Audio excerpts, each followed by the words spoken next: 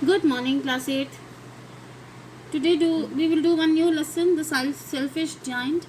Lesson 3 from It So Happened. Selfish means the person who only thinks about himself and nobody else. Okay? यानी कि selfish मतलब जो मतलबी होता है, सिर्फ अपने बारे में सोचता है. Giant means राक्षस, यानी कि ऐसा राक्षस जो सिर्फ अपने बारे में सोचता है. The giant's garden was beautiful and children loved to play in it. ये जो selfish giant था, इसके पास एक बहुत ही सुंदर गार्डन था जो बहुत ही बड़ा, with full of flowers, fruits, birds था, जहाँ बच्चों को खेलना बहुत ही अच्छा लगता था. The giant who was selfish built a high wall around his lovely garden. तो ये जो selfish giant था, वो selfish था, तो उसने क्या करा, उसको जब पता चला कि बच्चे यहाँ पे आके खेलते हैं, तो उसने क्या करा, उस गार्डन के चारों ओर एक बड़ी सी हाई वॉल, ऊंची दीवार खड़ी कर दी. Children did not enter the garden thereafter, nor did spring and summer, till the giant experienced a change of heart. तो जो बच्चे थे आ नहीं पाए उसके गार्डन में, क्योंकि चारों तरफ उसने बाउंड्रीज बनवा दी थी. इससे क्या हुआ, जो स्प्रिंग सीज़न था और जो समर सीज़न था वो नाराज़ हो गया और उसके गार्डन में नहीं आया. Every afternoon, as they were coming from school, the children used to go and play in the giant's garden. हर एक दोपहर को जब बच्चों की छुट्टी होती थी स्कूल से, जब वो वापस आते थे तो वो क्या करते थे, जाइंट के गार्डन में जाके वो खेलते थे. It was a large lovely garden with soft green grass. उसका जो गार्डन था ना वो बहुत ही बड़ा था और उसकी जो ग्रास कैसी थी, बहुत ही सॉफ्ट थी. It was full of greenery.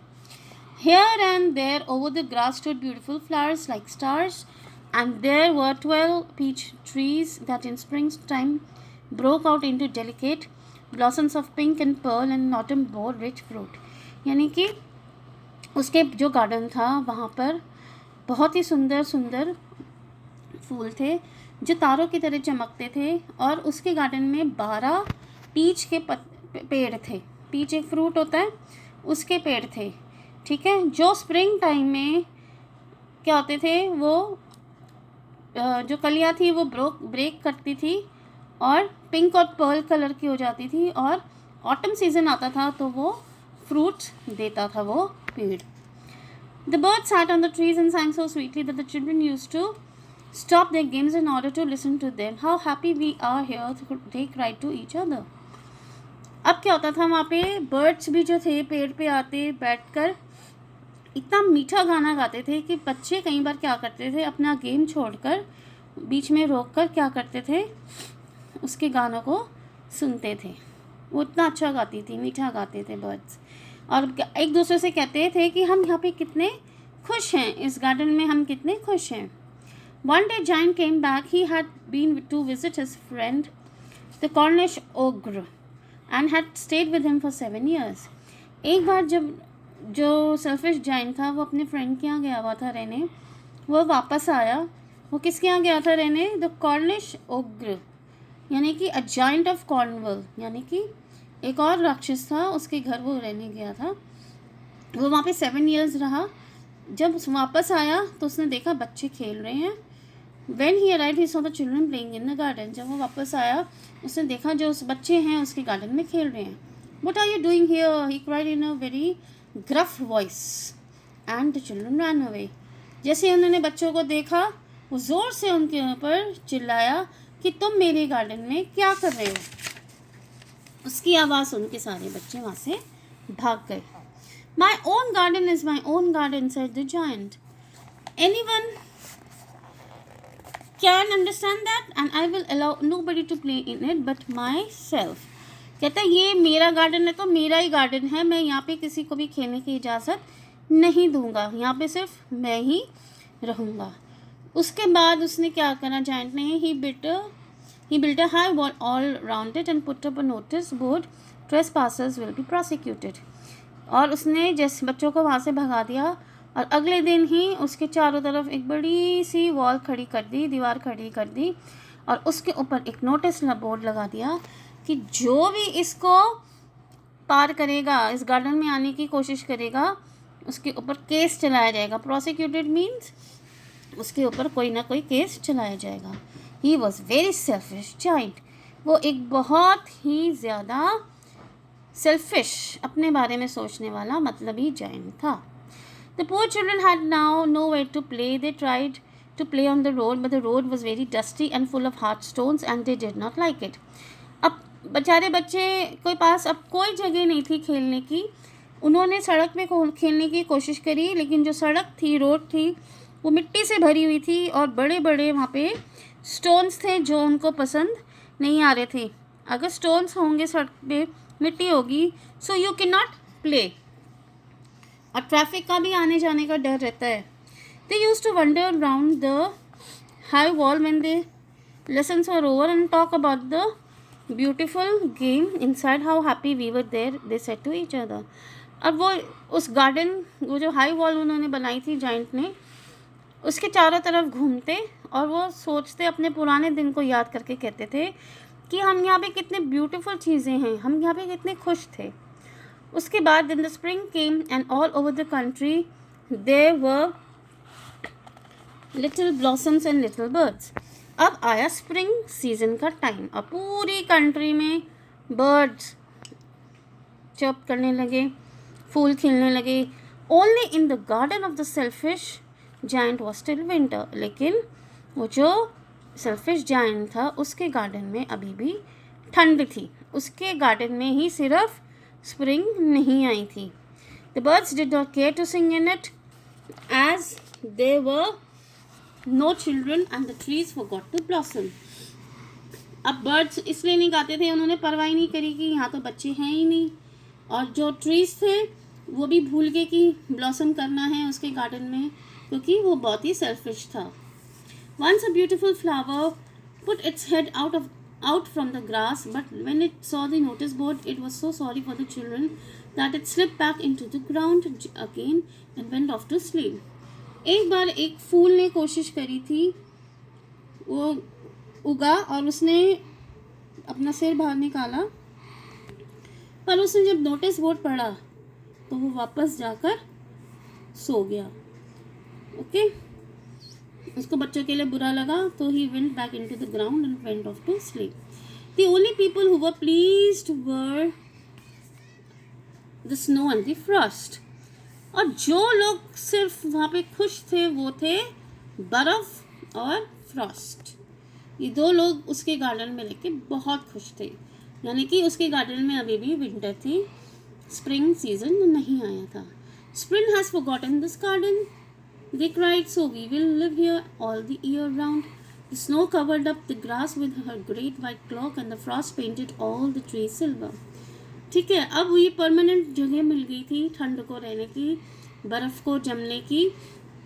Spring season नहीं आया तो वो क्या था, जो बर्फ़ थी सारे पेड़ पे जम गई थी, और जो फ्रॉस्ट थी उसने सारे पेड़ पौधों को सिल्वर कलर का, यानी कि बुरी तरह सारे पेड़ पौधे पे बर्फ़ जम चुकी थी।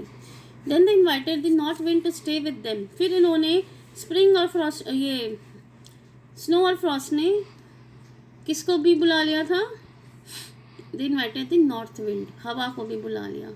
और हवा ने किसको बुला लिया था, हेल को। ठीक है, तो hello, wind, Frost and snow मिलके वहाँ खूब उसके गार्डन में मज़े करते थे। ये सारी चीज़ों का कनेक्शन है ठंड से, मीन्स उसके गार्डन में अभी भी ठंड थी। This is a delightful spot. वो आपस में बात करें कि ये जो जगह है ये बहुत ही अच्छी है। We must ask hail on a visit, so the hail came. फिर हेल को भी बुलाया गया। Every day for 3 hours they rattled on the roof of the castle till he broke most of the slates, and then he ran round and round the garden as fast as he could. तो hello क्या करता था, हर एक 3 घंटे इधर उधर जोर जोर से घूमता, और उसने जितनी भी स्लेट्स थी जो हाई वॉल में लग रही थी उनको तोड़ दिया था, और वो इधर उधर खूब भागता, रोज़ गोल गोल घूमता। He was dressed in grey, किस में ड्रेस था वो, ग्रे कलर में। And his breath was like ice, और उसकी जो सांस थी, वो जब सांस लेता था ऐसे लगता था कि बर्फ़ जैसी है। I can not understand why the spring is so let in coming, said the selfish giant. और सेल्फिश जायंट को वो बड़ा उदास था, लेकिन उसको रीज़न समझ नहीं आया कि स्प्रिंग आई क्यों नहीं, बाकी सब जगह तो आ गई। तो अपने आप से वो बात कर रहा है, मुझे समझ नहीं आ रहा कि स्प्रिंग आने में इतनी देर क्यों लगा रही है। As sat at the window and looked out, window के पास बैठकर अपने आप से वो बातें कर रहा है, जब उसने नज़ारा देखा खिड़की से अपने गार्डन का। He sat at the window and looked out at his cold white garden. उसने अपना जो वाइट गार्डन था जहाँ पे बहुत ज़्यादा ठंड थी, उसने इसको देखा और वो उदास हो गया। I hope there will be change in weather, कहता है मैं आशा करता हूँ कि वेदर में थोड़ा चेंज होगा। But the spring never came not the summer, लेकिन ना तो स्प्रिंग आई ना ही समर आई। The autumn gave golden fruits to every garden but to the giant's garden she gave none. और हर एक गार्डन में ऑटम आई जब, तो हर एक गार्डन में ऑटम के आने से क्या होता है, फ्रूट्स बनते हैं, आते हैं, उगते हैं फ्रूट्स। तो सबके गार्डन में तो फ्रूट्स उग गए थे, लेकिन जायंट के गार्डन में कुछ भी नहीं था, क्योंकि वो बहुत ही सेल्फिश था। She said so it was always winter there, इसलिए हमेशा उसके पार्क में, गार्डन में ठंड रहती थी। And the north wind and the hell and the Frost and the snow danced about through the trees. और ये चारों जो फ्रेंड्स थे, विंड, हेल, फ्रॉस्ट और स्नो, रोज उसके पेड़ के ऊपर नाचते थे। One morning the giant was lying awake in bed when he heard some lovely music.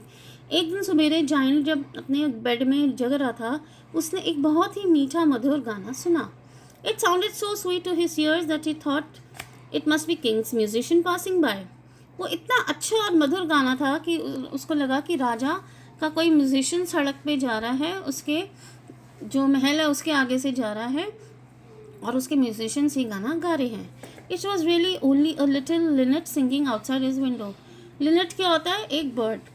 लेकिन उसने जब देखा कि उसकी खिड़की के बाहर एक छोटी सी बर्ड गाना गा रही है, but it was so long since he had heard a bird singing in his garden that it seems to him to the most beautiful music in the world. अब उसको गाना सुने हुए बहुत टाइम हो गया था, तो उसको वो गाना बहुत ही अच्छा और मीठा लग रहा था, क्योंकि उसने काफ़ी टाइम के बाद उसके गार्डन में किसी बर्ड ने गाना गाया था।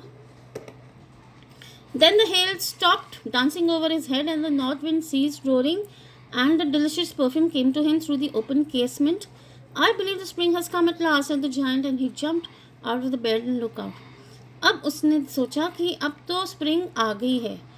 हेल ने जब वो गाना सुना तो वो रुक गई, नॉर्थ विंड जो थी वो सीज हो गई, और एक अच्छी सी स्मेल एयर में आने लगी। तो स्प्रिंग तो जायंट खुशी के मारे कूद पड़ा अपने बेड से कि चलो आखिरी में स्प्रिंग आ गई है। पर क्या वाकई में स्प्रिंग आई थी? Okay, today we will do only part 1. Part 2 I will send you in my next video. Thank you.